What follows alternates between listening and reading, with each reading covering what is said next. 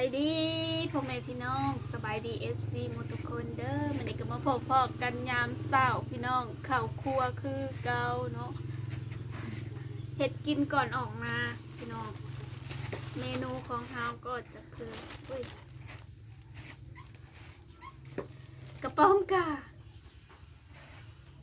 แต่บ่ฮู้ว่ายามนี้มันสิแซ่บหรือบ่เนาะตัวใหญ่เติบเด้อพี่น้องตัวผู้หรือตัวแม่วะรวมทั้งหมดกับ2 โตพี่น้องกะคือสิบ่ได้ก้อยแล้วเนาะเพราะว่าคิดว่ายามนี้มันก็คือสิบ่อยากแซ่บอันคือตัวนะฮะนะเพราะว่าฝนตกถึกแล้วพี่น้องแม่นบ่วะกะเอานี่แหละ2 โตให้เบิ่งใกล้ๆเลยพี่น้อง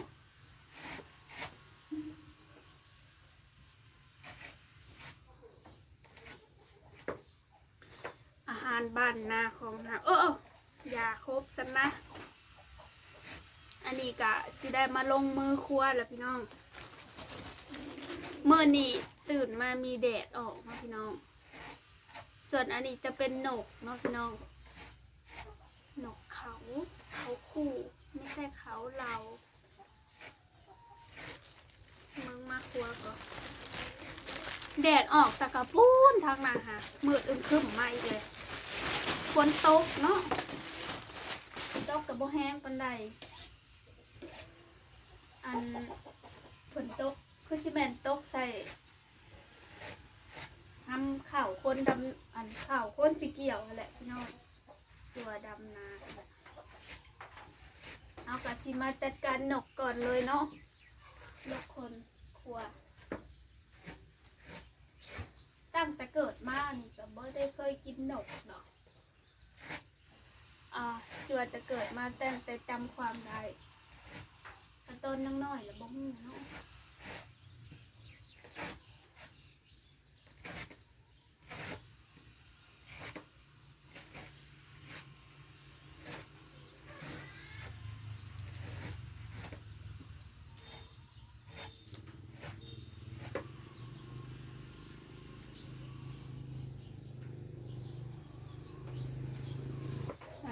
คนหยิบอีกแล้ว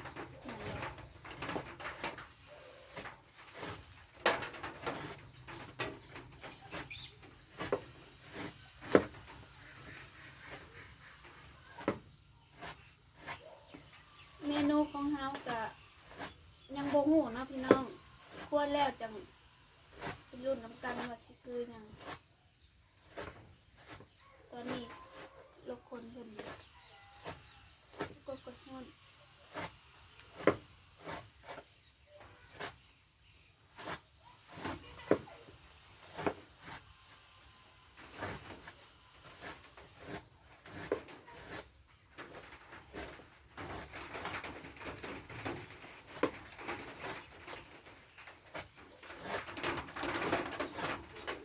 เสียงฝนตกบ่นะ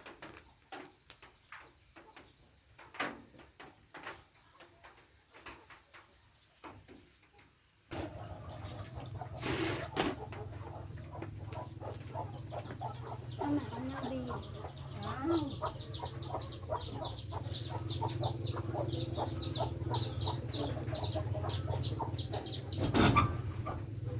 ลมพายเอาเกล็ดออกเนาะ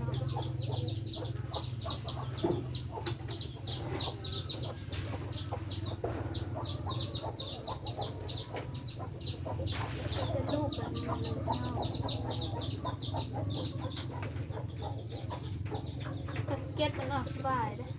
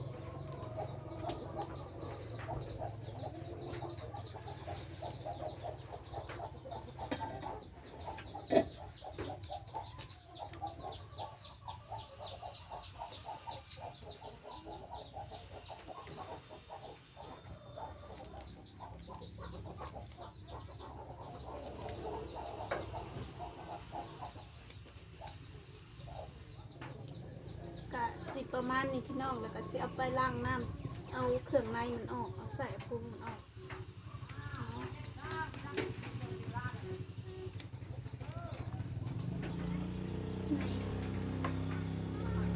แล้วแหละพี่น้องล้างแล้วเนาะกะสิมาเอาเครื่องในเพิ่นออกนั่นแหละเริ่มจับนกก่อนเลย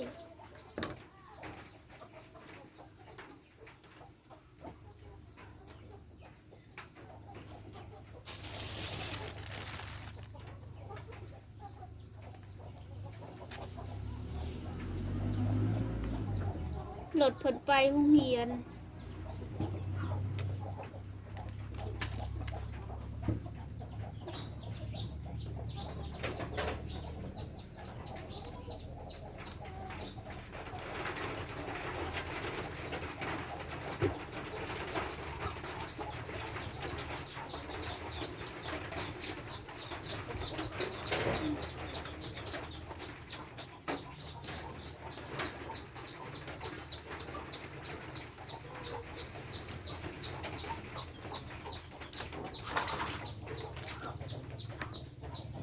กระป๋อมนี่ก็คือสิบดยามไข่เลยแหละพี่น้องน้ำมันมันขักอะไร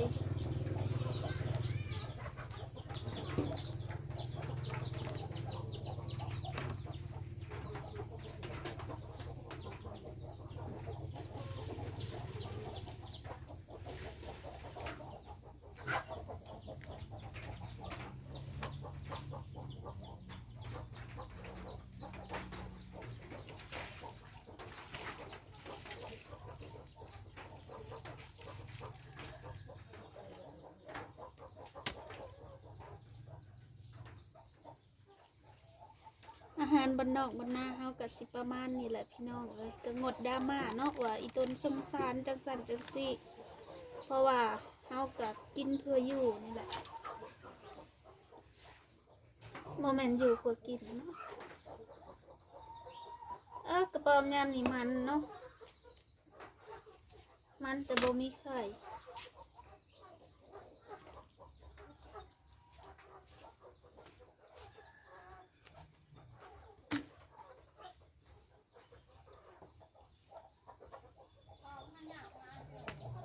แจ๊กแล้ว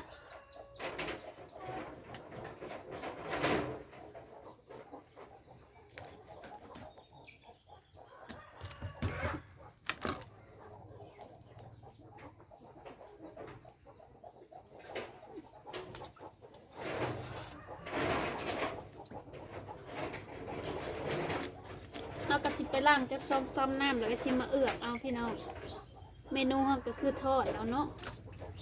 เล็กปิ้งเขามันหายก็เลยทอดเอา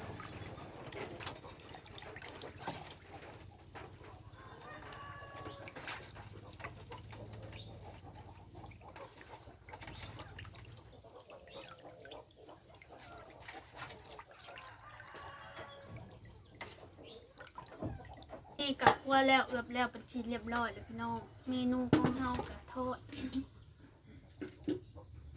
ไผ่ก็เริ่มควันกุ้งก็อย่ามันสายเลยมันแดดก็คือควันครับแต่ว่า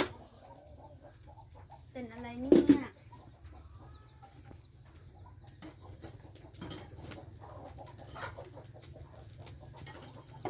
ไผ่กระติก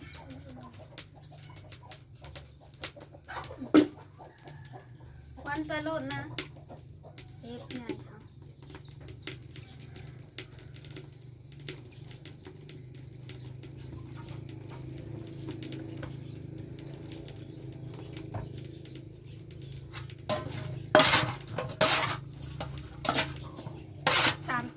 ใส่น้ำมันกับลายบันไดเนาะพี่น้องเพราะว่าน้ำมันเฮามันแพงก็เลยจงไว้ใส่ทอดไข่เนี่ยน้ำมันเริ่มร้อนแล้วพี่น้องเลยจะเอากระป๋อมลงไปก่อนเลยแต่เคยเห็นแต่ผลมกผลก้อยผลปิ้งเนาะแต่ห้าก็มาทอดนี่เลยพวก